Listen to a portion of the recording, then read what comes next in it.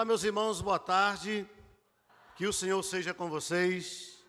Muito bom estarmos na presença do nosso Deus para o adorar e reconhecer que Ele é o Senhor das nossas vidas. Nós iremos agora nos debruçar na palavra de Deus. Para isso eu convido você a abrir a sua Bíblia comigo, na primeira carta de Paulo aos Coríntios, capítulo de número 11.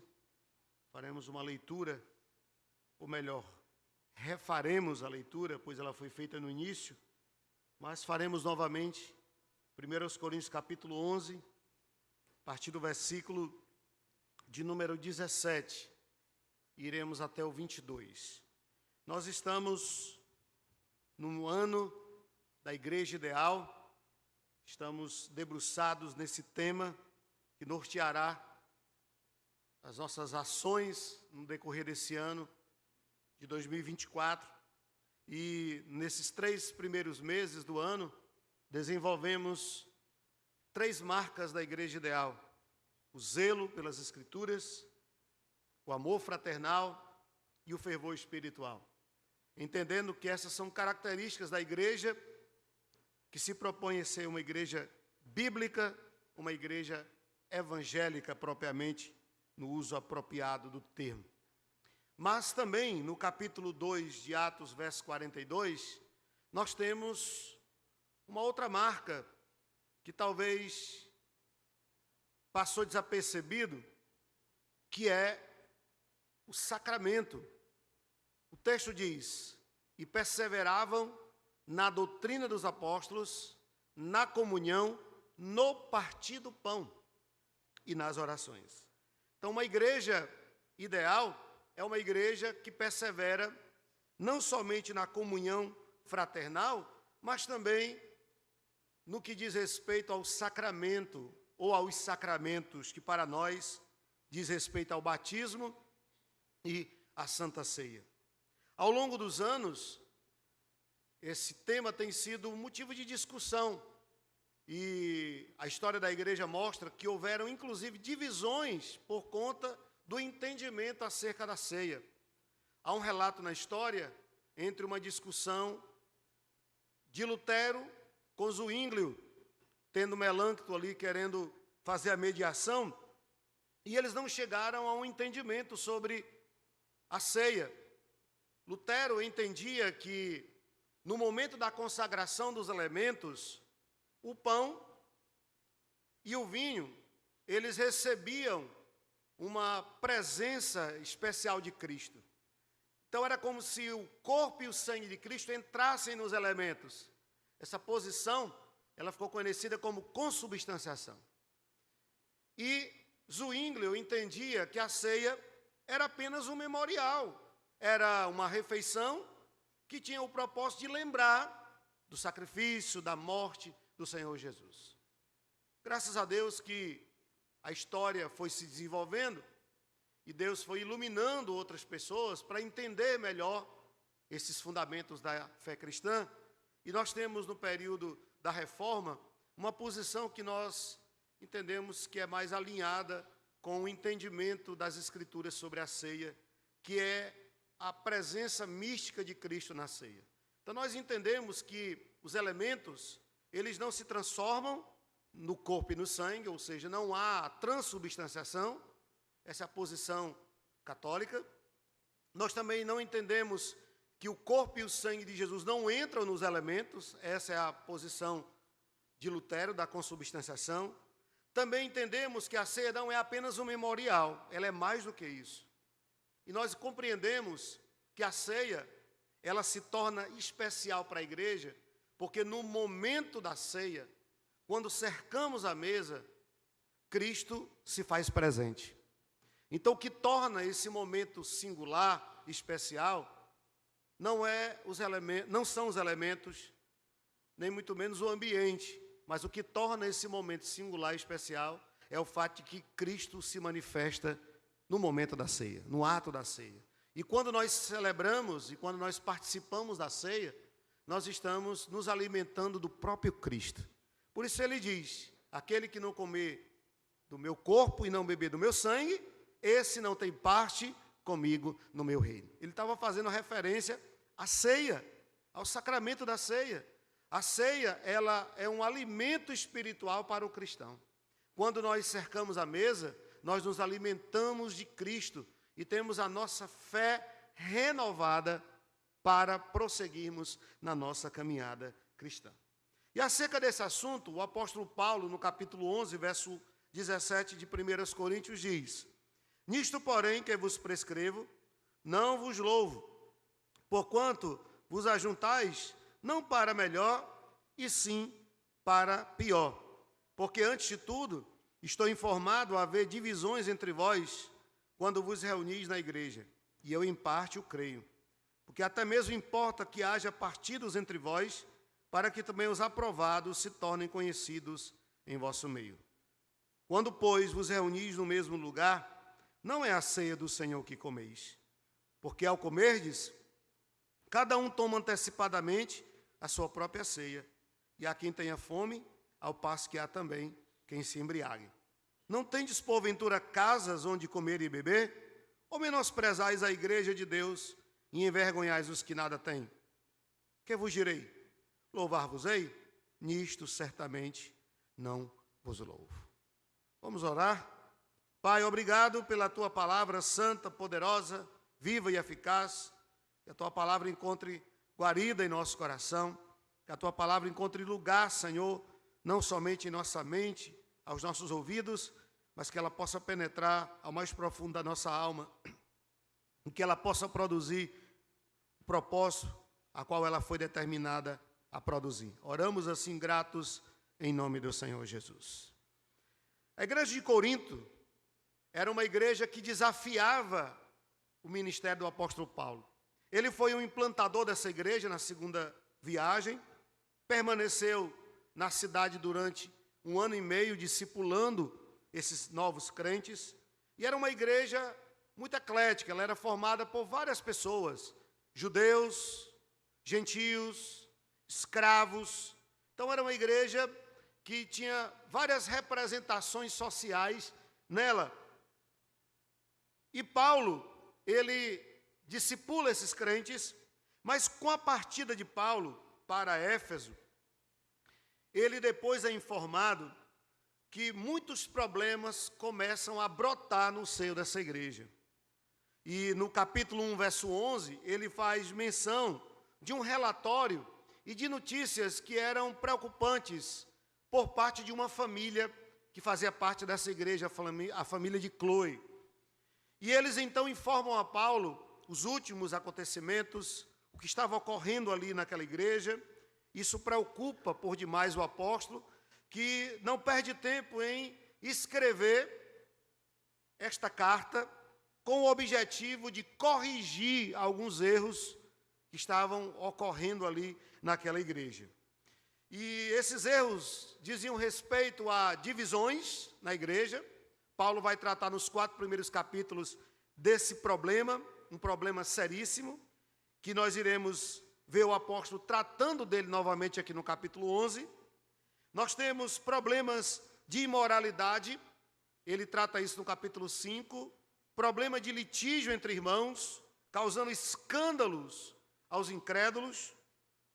No capítulo 7, Paulo começa a responder algumas perguntas que foram enviados pelos irmãos de Corinto sobre algumas dúvidas que eles tinham. Por exemplo, sobre o casamento, eles tinham algumas questões que não tinham respostas, e Paulo então trata sobre isso no capítulo 7. Nos capítulos de 8 a 10, Paulo vai tratar sobre a liberdade cristã, e ele vai tratar sobre várias questões, como é possível, é permitido comer carne sacrificada aos ídolos? Você pode comer carne ou só deve comer legumes?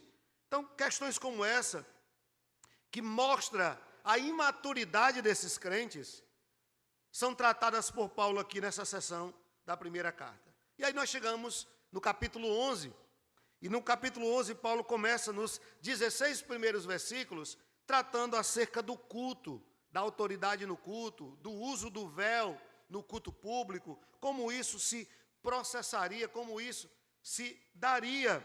Então Paulo ele trata sobre essa temática no começo do capítulo 11, e a partir do versículo 17, nós acabamos de ler, Paulo vai tratar acerca da ceia do Senhor. E esse assunto pode ser entendido sob 3 perspectivas. Primeiro, Paulo vai falar acerca dos abusos que aqueles crentes estavam praticando no ato da ceia, no momento da ceia. Paulo segue pontuando as consequências de tais abusos. Essas atitudes erradas iriam produzir consequências na vida dos crentes e na igreja. E por fim, na última sessão, Paulo vai trazer o significado da ceia, ele vai orientá-los acerca do propósito e do sentido da ceia do Senhor. Então, se você pode acompanhar comigo o texto, capítulo de número 11, verso 17 em diante, Paulo vai destacar alguns abusos praticados por esses crentes no ato da ceia. E o primeiro deles está no verso 18. Porque antes de tudo, estou informado, haver divisões entre vós, quando vos reunis na igreja, e eu, em parte, o creio. O primeiro problema que estava acontecendo ali eram as divisões. Os crentes, em vez de se unir em volta da mesa para celebrar a unidade do corpo de Cristo, eles estavam usando esse sacramento para revelarem as suas divisões. Então ficava sob a superfície, aquilo que já não estava submerso, mas estava aparente, ficava mais latente no momento da ceia, porque ficava visível a divisão dessa igreja, que essa igreja estava totalmente faccionada, e esse é um problema grave, um problema, inclusive, que Paulo já havia tratado no começo da carta. No capítulo 1, Paulo condena essa atitude do culto à personalidade. Existiam grupos ali em torno de pessoas, inclusive usando o nome dele. Ele chega a dizer, graças a Deus que eu não batizei nenhum de vocês, porque senão vocês usariam mais ainda o meu nome para tentar justificar essa postura totalmente reprovável de divisão. Paulo chega a questionar, por acaso o corpo de Cristo está dividido? Há como dividir o corpo? Não tem como. Mas essa era a realidade dessa igreja. Os crentes estavam divididos em partidos, em grupos. Aqueles que eram mais legalistas se declaravam seguidores de Pedro. Aqueles que pregavam uma liberdade que não tinha consonância com a liberdade do Evangelho, era uma deturpação da liberdade, eles estavam usando a liberdade como desculpa para o pecado, eles se identificavam com Paulo, porque Paulo é o apóstolo dos gentios, e nós sabemos que Paulo falava muito nos seus sermões, que Cristo veio para nos libertar do jugo da lei, e nós somos salvos não pela observância da lei, mas pelo mérito do sacrifício de Jesus. Então eles se declaravam de Paulo. Aqueles mais intelectualizados, mais voltados para a cultura grega, para a filosofia, se declaravam seguidores de Apolo, aquele grande orador de Alexandria, que se tornou conhecido na igreja primitiva, porque era um homem muito culto, inteligente e um grande articulador.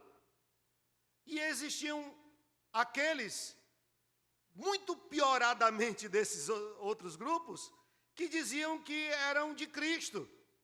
E você, se não perceber bem, você pode até julgar que eles aqui eram os únicos que estavam certos, porque enquanto um era de Pedro, outro era de Paulo, outro era de Apolo, esses aqui eram de Cristo. Mas esses aqui eram os piores, porque eram os insubmissos. Eram aqueles que não tinham pastores, não se submetiam à autoridade, à liderança, se declaravam pastores de si mesmos.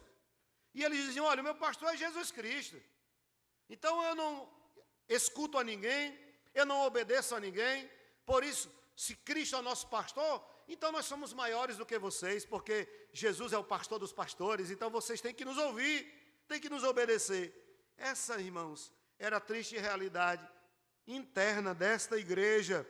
E eles estavam construindo os seus verdadeiros bezerros de ouro, né? Os seus líderes eram idolatrados por eles. Agora Paulo, ele mostra que os crentes estavam indo à igreja e voltando ainda piores para casa, porque eles estavam usando o sacramento como desculpa para segregarem, para se dividirem. E isso certamente contraria o propósito de qualquer reunião da igreja. Qual é o objetivo dos cultos públicos, das reuniões de oração e de todas as atividades que agregam pessoas, que reúnem os crentes? O objetivo é a comunhão. É a comunhão uns com os outros e é a comunhão com Cristo. Quando nos reunimos, Cristo se faz presente.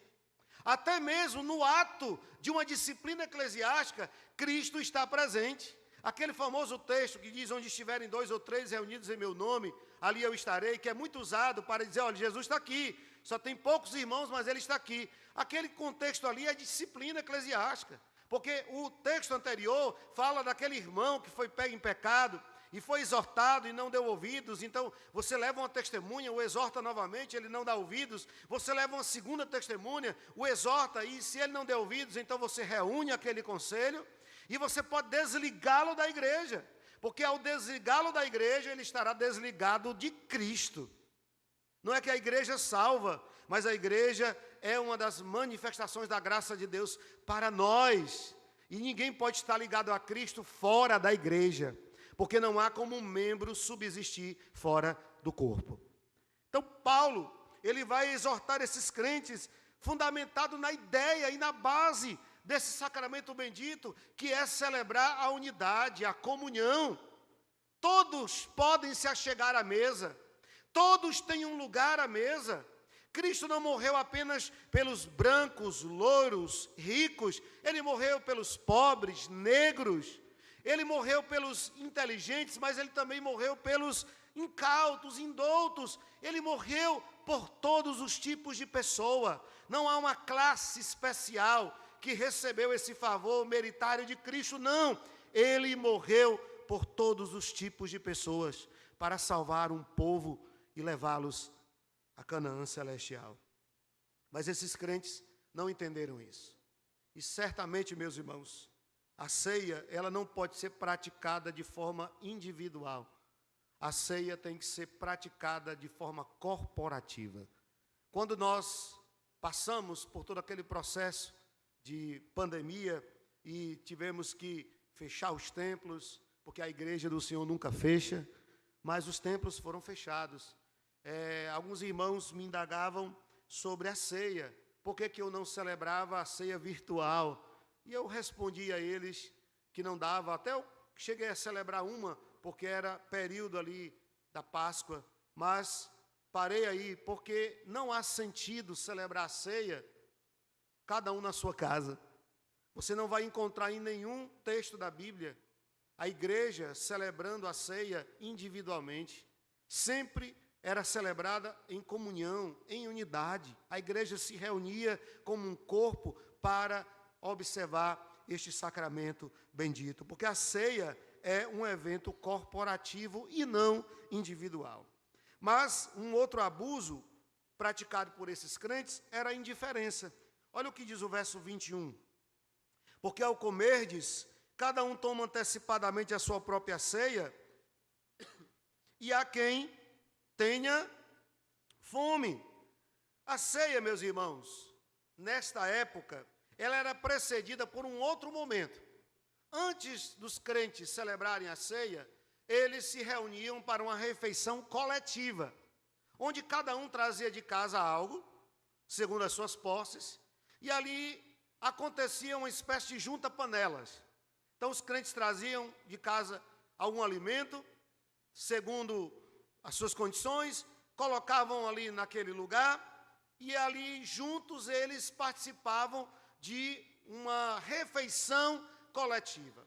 Alguns estudiosos dizem que, a julgar pela condição financeira de muitos crentes desse período, eles esperavam a semana inteira por este momento para ter uma refeição digna, porque eles não tinham condições de ter uma refeição digna em casa. Talvez esse era o único dia da semana que eles poderiam comer carne, porque eles não tinham condições de comprar, não tinham dinheiro. Lembrando que essa igreja era formada, na sua maioria, de escravos, de pobres, de pessoas comuns. Então, eles esperavam a semana toda para esse momento. E os crentes primitivos chamavam esse momento que antecedia a ceia de a festa do ágape, ou a festa do amor, onde eles celebravam juntos, onde eles partilhavam, ou pelo menos deveriam, mas não estava acontecendo isso na igreja de Corinto, porque aqueles que tinham dinheiro levavam muito alimento, levavam muito vinho. O que acontecia na hora da refeição? Eles pegavam lá e consumiam sozinho todo o alimento que levavam, toda a bebida que levavam, eles consumiam sozinho, e os pobres, alguns talvez não levavam nada porque não tinham que levar, ficavam só olhando aquela cena deplorável de indiferença, Então era isso que estava acontecendo ali. E aí Paulo, ele condena isso. Ele diz que quando eles se reúnem ali para celebrar a ceia, não é a ceia do Senhor, porque a ceia era celebrada imediatamente depois desse momento da festa do ágape. E alguns já estavam bêbados, embriagados, quando iam observar a ceia do Senhor. Paulo então combate isso. Meus irmãos, essa celebração chamada de festa do ágape, ela tomou um descaminho tão grande, que foi proibido pela igreja. Foi proibido pela igreja porque perdeu-se o controle e começaram a praticar atos licenciosos no meio dessa festa. Mas tudo isso mostra que aqueles crentes, eles eram egoístas, eles não tinham amor, eles estavam ali na festa do amor, mas não sabiam o que era o amor, porque só pensavam em si mesmos, cheios de si mesmos. E o egoísmo, ele é uma característica da geração atual. Paulo, escrevendo a Timóteo sobre os últimos tempos, sobre os tempos do fim, no capítulo 3, verso 2 da segunda carta, Paulo diz que os homens seriam egoístas, avarentos, jactanciosos, arrogantes. É uma marca deste século, mas não deve ser, meus irmãos, uma característica da igreja. A igreja deve andar na contramão do sistema. A igreja deve andar na contramão do modelo secular, do modelo do mundo. Até porque a palavra de Deus nos exorta a praticarmos a comunhão, a vivermos em comunhão. No capítulo 12, verso 26, Paulo diz assim, dessa mesma carta: de maneira que se um membro sofre, todos sofrem com ele. Se um deles é honrado, com eles todos se regozijam. Ora, vós sois corpo de Cristo. Ou seja, eles estavam fazendo exatamente o contrário do que é proposto para a igreja. A igreja é um ambiente de comunhão, é um ambiente de ajuda mútua, de acolhimento, onde nós sentimos a dor do outro, apoiamos o outro, ajudamos o outro, e eles estavam fazendo exatamente o contrário. Nós devemos ter empatia uns pelos outros e não sermos indiferentes à dor e à angústia do outro. Em Romanos 12, 3, Paulo diz: porque pela graça que me é dada, digo a cada um dentre vós, que não pense de si mesmo além do que convém. Antes, pense com moderação, conforme a medida da fé que Deus repartiu a cada um. Então não pense em você mesmo, no seu próprio bem, além do que deveria. Pense no outro também. Em Romanos 12, 15, Paulo diz: alegrai-vos com os que se alegram, chorai com os que choram. E finalmente em Filipenses 2,4, Paulo diz: não atente cada um para o que é propriamente seu, mas cada qual também para o que é dos outros. Então, fica claro, meus irmãos, que a filosofia do reino, que a ética do reino consiste em não viver para si mesmo, mas viver para Cristo e para o próximo. Porque quando eu vivo para Cristo, eu terei empatia, eu terei compaixão, eu terei misericórdia, eu terei amor pelo meu próximo. Eu não agirei com indiferença, pelo contrário. Uma outra atitude condenada por Paulo é a licenciosidade. No final do versículo 21, diz assim: ao passo que há também quem se embriague. Eles bebiam a ponto de ficarem mais melados do que espinhaço de pão doce. E quando chegava na hora da ceia, eles já estavam chamando Jesus de Genésio. Estavam totalmente embriagados. E alguns estavam quase para vomitar, porque comeram tanto que estavam cheios, com a comida aqui ainda no esôfago, de tanto comerem. Era isso que estava acontecendo ali. Nós temos aqui duas evidências de que aqueles crentes eram carnais. Porque como é que você identifica a carnalidade de alguém? Através das obras da carne. E Paulo, ele vai listar no capítulo 5 da carta aos Gálatas, algumas obras da carne. E duas delas são identificadas aqui na atitude desses crentes. A primeira era a glutonaria. Eles comiam tudo que levavam. E os irmãos ficavam igual aqueles cachorrinhos de frente da máquina de assar frango. Você já viu? Os irmãos ficavam só olhando os pobres. Não tinham o que levar, não levavam nada. E eles não estavam nem aí com a necessidade do outro, com a necessidade do irmão. Eles só pensavam em si mesmos. E comiam, além do que precisavam. Comiam tudo. Outros ficavam embriagados. Então a glutonaria e a bebedice são obras da carne.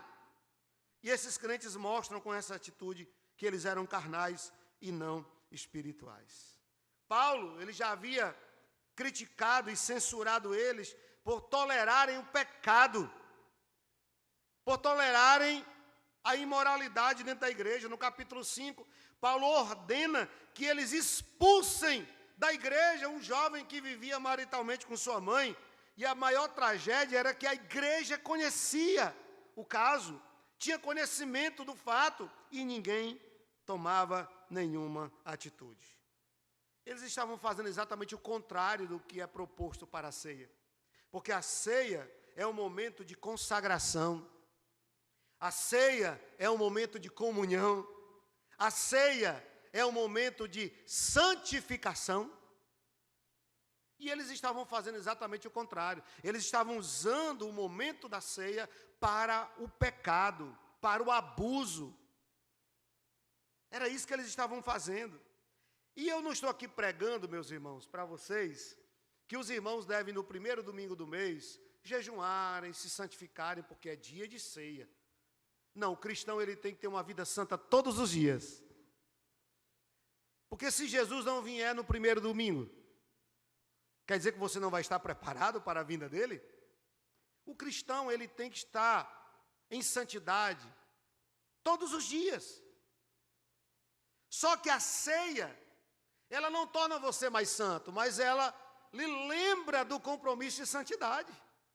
Porque no momento da ceia, nós somos convidados a nos examinarmos a nós mesmos, a examinarmos o nosso coração, a pedir para o Senhor sondar e esquadrinhar o nosso coração. Então a ceia é um momento de autoexame, é um momento de introspecção. Mas aqueles crentes estavam usando a ceia para exageros, para o pecado. Eles estavam então deturpando a mensagem, a real mensagem da ceia do Senhor. No ano de 397, no concílio de Cartago, a festa do ágape, ela foi proibida de ser praticada. Tamanho foram os abusos praticados pelos crentes nesse momento que eles chamavam de festa do amor ou festa do ágape. Esses abusos, eles certamente trariam consequências para os crentes, para a igreja. E nós temos aqui algumas consequências que seriam geradas a partir dessa atitude errada dos crentes com respeito à ceia. E a primeira consequência está no verso 17. Porquanto vos ajuntais não para melhor, e sim para o pior. Então a primeira consequência é que aquelas reuniões, aqueles cultos, passaram a fazer mal aos crentes. Os crentes voltavam para casa piores do que quando chegaram. Em vez de irem para casa desejosos de viver uma vida santa, consagrada, pura, em vez de voltarem para casa desejosos de orarem mais, de lerem a Bíblia, de viverem o Evangelho, eles voltavam piores. Alguns voltavam bêbados, cambaleando, outros voltavam com problemas intestinais terríveis, tendo que tomar chá de boldo, né? Se fosse aqui no Ceará, seria chá de boldo. Tem gente que falta água na geladeira, mas não falta chá de boldo, né? Outros voltavam magoados por presenciarem cenas de tanto egoísmo, de tanta indiferença. Alguns voltavam revoltados para casa. Era isso que estava acontecendo. E eles chamavam isso de ceia do Senhor. Não era a ceia do Senhor, eram reuniões que pioravam. Eram cultos a si mesmos. Eles buscavam a satisfação do próprio eu. Precisavam entender, meus irmãos, que o culto não era para eles, era para Deus. Assim como nós devemos entender que o culto não é para satisfazer a sua vontade, o culto é para agradar a Deus. Tudo o que fazemos no culto deve visar a glória de Deus, a honra ao nome do Senhor. E sabe que tem muita gente adaptando práticas mundanas, inclusive, ao culto público, para agradar um grupo de pessoas. Então vamos trazer para o culto alguns expedientes mundanos para nós mantermos as pessoas interessadas na igreja. É por isso que tem muita gente que acaba não ficando aqui na igreja. E eu não estou aqui dizendo que a nossa igreja é a perfeita, mas eu estou dizendo que a nossa igreja procura se manter distante desse tipo de atitude. Nós entendemos que o culto é um momento onde você oferece uma oferta a Deus de louvor e adoração através da música. E a segunda parte do culto é o momento em que Deus fala ao seu coração através da sua palavra. Você não precisa inventar nada, criar nada, inventar a roda para atrair pessoas, porque o objetivo do culto não é atrair as pessoas, é atrair a glória de Deus, a presença manifesta de Deus. E o culto para o cristão deve ser um culto bíblico. Tem muita gente que vai ao culto querendo ouvir alguma coisa, ouvir uma revelação, uma profecia. Para que maior profecia do que a palavra de Deus, meus irmãos? E é evidente que Deus pode manifestar os seus dons, sim, no culto. Nós cremos que os dons são para o nosso tempo. Mas a maior profecia é a palavra de Deus. Se você tem buscado algo que não é o Evangelho, então nada lhe será suficiente. Se o Evangelho não for suficiente para você, nada mais será. Você sempre estará procurando a igreja da moda. A igreja que trouxe algo novo, que importou algo novo. E aí a igreja da moda é a igreja que todo mundo quer ir, que todo mundo quer ser. Mas eu já estou nessa cidade há muitos anos. E eu tenho acompanhado esses fenômenos de igrejas que viram a igreja da moda, a igreja do momento. Então elas lotam até que apareça uma outra com outra novidade. E aquelas ditas pessoas saem daquela igreja e vai para outra, porque elas querem sempre novidade. Porque lá no final elas não estão atrás de Cristo. Elas não querem Jesus. Elas querem o pão que Jesus pode oferecer. São como aquela multidão de João 6. Jesus diz, eu sei por que vocês estão me seguindo. Não é por quem eu sou, mas é pelo pão que eu ofereço a vocês. Então tem muita gente atrás dos bônus do Evangelho. São pessoas que querem as últimas novidades do mercado gospel. Qual é a última novidade? Qual é a última moda? Então eu vou para lá porque eu quero ver, eu quero sentir. O problema é que você pode terminar no mundo. O que deve nos mover é o desejo pela presença de Deus e pelo conhecimento da sua palavra. Isso basta para o cristão. Isso basta para nós. Um outro abuso dizia respeito às celebrações que não eram verdadeiras, eram falsas. O verso 20 diz: quando, pois, vos reunis no mesmo lugar, não é a ceia do Senhor que vocês participam. Eles estavam fazendo um rito, cumprindo um cerimonial, mas que era apenas um ritual, era apenas uma cerimônia. Porque Cristo não estava presente ali, ele não se manifestava ali, pelo fato deles não observarem o propósito e o sentido da ceia.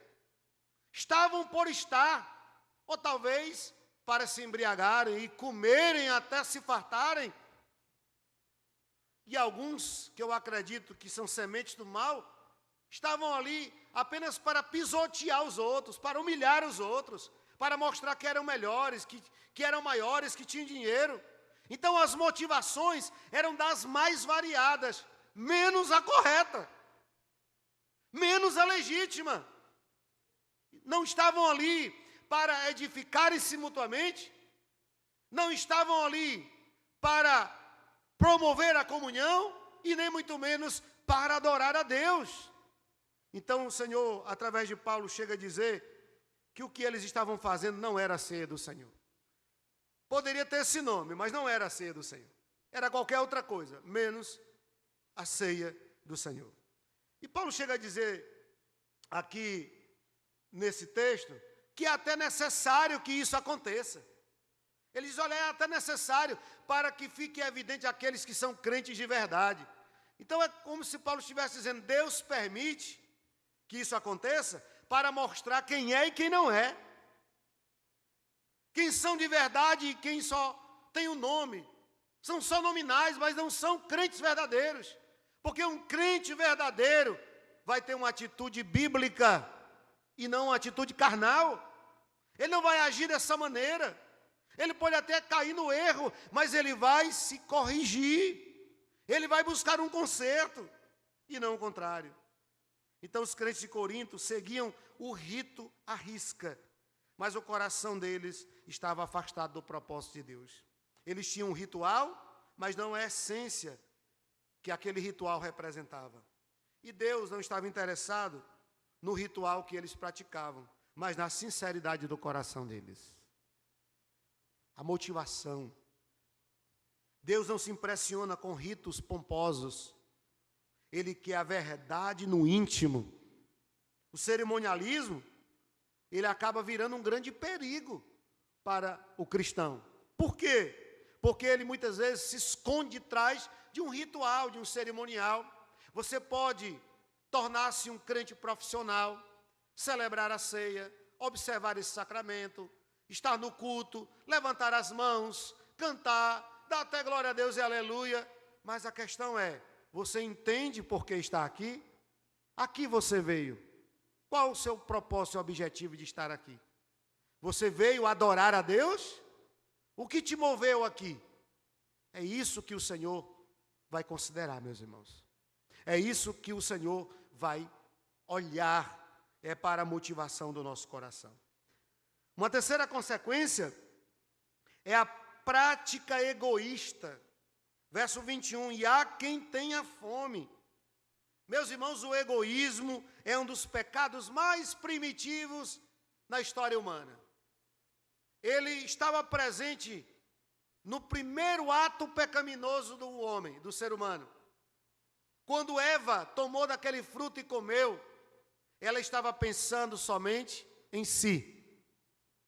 Ela não pensou no marido, ela não pensou na sua família, ela não pensou nas consequências que daria e que traria a toda a criação de Deus. Ela não pensou em nada disso, ela pensou apenas em si mesma, em satisfazer um desejo, uma vontade dela, pessoal. E o egoísmo é exatamente isso. É alguém que pensa só em si mesmo, é alguém que olha só para si. Normalmente, alguém egoísta sempre procura se edificar destruindo os outros. É alguém que fala mal dos outros, que expõe os outros, que procura prejudicar os outros. Então o egoísta é alguém que se realiza ao ver o outro se dando mal. O egoísta é alguém que só ele quer estar bem. E ele fica incomodado quando vê alguém bem. Ele fica triste, com raiva, quando ele vê alguém bem. Porque só ele quer estar bem. O egoísta é assim. Ele edifica a si mesmo sobre os destroços da ruína alheia dos outros. Por isso que o egoísmo consiste em pensar apenas em si mesmo. E o egoísmo, ele vai produzir muitos males. Tiago 3,16 diz que onde há inveja e sentimento faccioso, aí haverá confusão e toda espécie de coisas ruins. Então o egoísmo, ele vem acompanhado de muitos problemas. O egoísmo impede que as suas orações sejam atendidas. Tiago 4,3 diz: pedis e não recebeis, porque pedis mal, para esbanjares em vossos prazeres. Meus irmãos, eu tenho dito que Deus não vai dar o que você quer, mas o que você precisa. E os nossos pedidos de oração devem glorificar a Deus. Quando você pede algo a Deus, Deus vai perguntar a você: por que você está querendo isso? Por que você está me pedindo isso? É porque você precisa? Ou é porque você quer mostrar para alguém que você pode, que você é capaz? Ou você vai usar isso como um objeto de autoafirmação? Precisamos considerar isso. Como nós encaramos e enfrentamos o egoísmo? Sendo humildes. Lembram do que Paulo disse aos crentes de Corinto? Aos crentes de Filipos? O contexto daquela igreja também não era tão animador. Existiam divisões na igreja de Filipos, pessoas disputando posições de poder e de destaque, e gerava um ambiente hostil naquela igreja. E aí Paulo, ele começa no capítulo 2, chamando a atenção dos crentes para o exemplo de Cristo. Paulo traz à cena e à memória dos crentes o exemplo de Cristo. Ele diz: tende em vós o mesmo sentimento que houve também em Cristo Jesus, pois ele, subsistindo em forma de Deus, não julgou como usurpação ser igual a Deus, antes a si mesmo se humilhou até a morte de cruz, para que Deus lhe desse o nome que está acima de todo nome. O que Paulo está reverberando aí é aquilo que Isaías falou no capítulo 53. Quem creu em nossa pregação e a quem foi revelado o braço do Senhor, porque foi subindo como um renovo perante ele, como raiz de uma terra seca, não tinha aparência nem formosura, olhávamos para ele e o desprezávamos. Era como um de quem os homens escondiam o rosto, e dele não fizeram caso algum. E ele tomou sobre si as nossas enfermidades e dores, e o castigo que nos traz a paz estava sobre ele, mas pelas suas pisaduras nós somos sarados. Então Cristo é o epítome da humildade, porque sendo Deus, ele abriu mão da glória para viver como um homem limitado. Como Senhor e Rei, ele viveu como servo humilde e sofredor. Como rico que era, ele se despiu da sua riqueza para viver como um pobre de Nazaré. Devemos olhar para Cristo. E a humildade, meus irmãos, ela pode ser definida como uma perspectiva real de quem nós somos em relação a quem Deus é. O humilde é alguém que reconhece que não é nada, não é ninguém e que não merece nada. E quando ele olha para Deus e vê a grandeza de Deus, o amor de Deus, isso nos constrange. Isso nos leva a nos humilharmos cada vez mais, em honra ao nome do Senhor, reconhecendo que Deus é bom. Que Deus é bom para conosco. Uma quarta consequência é o desprezo entre os irmãos. Verso 22. Ou menosprezais a igreja de Deus e envergonhais os que nada tens. Meus irmãos, na escala de valor do mundo, as pessoas só valem aquilo que têm.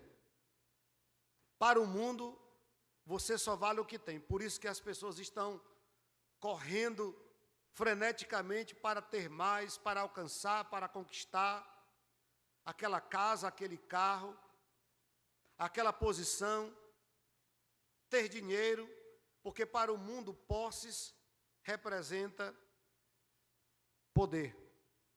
Para o mundo, posses representa posição. Quanto mais você tem, para o mundo, mais você é. Só que a escala de valores do reino é totalmente contrária à escala de valores do mundo. Porque enquanto no mundo você só vale o que tem, para o reino de Deus, o nosso valor é medido não pelo que temos, mas pelo que Cristo fez por nós na cruz. Ele derramou o seu sangue por amor a nós. O preço da sua alma custou o sangue de Cristo. Esse é o nosso real valor. Então você não é medido pelo que tem, mas por quem você é em Cristo Jesus. Nós somos amigos de Deus e uma nova criatura em Cristo Jesus. Esse é o nosso valor. Não é medido pelas posses, pelo conhecimento, pelos status, pelas posições. Não, é medido pela obra de Cristo. Então é inconcebível, é incabível na igreja as pessoas serem tratadas pela sua posição financeira. As pessoas terem um tratamento diferenciado por conta da sua conta bancária, por conta do seu patrimônio. Então aqueles que têm dinheiro são tratados de um modo diferenciado daqueles que não têm. Isso não cabe na igreja, porque aos olhos de Deus todos nós somos iguais. Todos nós temos o mesmo valor. Ninguém aqui é mais importante e mais amado por Deus do que o outro. Ele nos ama de forma igual. O mesmo sangue que foi derramado para me salvar, também foi derramado para salvar você. Isso nos torna irmãos por causa da cruz. E nós não devemos olhar para o outro com sentimento de superioridade ou de desprezo. E era isso que estava acontecendo aqui. Os irmãos estavam sendo desprezados. Quando os ricos comiam sozinhos e bebiam sozinhos, eles estavam desprezando os pobres. E certamente não ficava só nessa atitude. Eles deveriam soltar alguma piada, dar alguma indireta, dizer alguma coisa. E isso machucava, porque, meus irmãos, existe uma atitude que fere demais o ser humano. É o desprezo. O desprezo fere mais do que uma violência física ou emocional. O desprezo é uma violência terrível para as emoções do ser humano. E nós não podemos olhar para os outros com ar de superioridade. Tem gente que, pelo conhecimento que tem, despreza o irmão na igreja. Esse irmão aí, eu não quero nem conversar com ele, porque ele não sabe de nada. Eu já li tantos livros esse ano. Eu sei grego, hebraico, aramaico. Eu sei isso ou aquilo. Eu sei muito mais do que ele. E você fica rotando conhecimento, porque não é sabedoria. Que existe uma diferença muito grande entre sabedoria e conhecimento. Conhecimento é aquilo que você sabe, e sabedoria é como você vive. É como você aplica esse conhecimento. E de nada vai adiantar esse seu conhecimento se você não tem sabedoria para viver a vida. Olhar para a pessoa de cima para baixo, ou pelo conhecimento que você tem, ou pelo dinheiro que você tem. Saiba de uma coisa, ninguém é maior do que ninguém aqui. Todos somos iguais aos olhos de Deus. Eu queria concluir, meus irmãos, só mencionando o real significado da ceia. O que a ceia é para mim e para você. Porque esse vai ser o texto do próximo mês, se Deus assim permitir, quando nós continuarmos a exposição desse texto.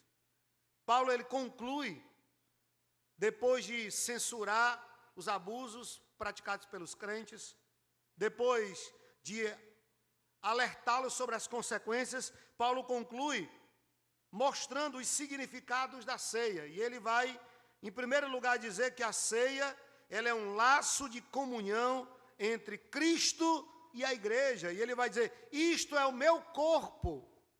Não dá para dividir o corpo.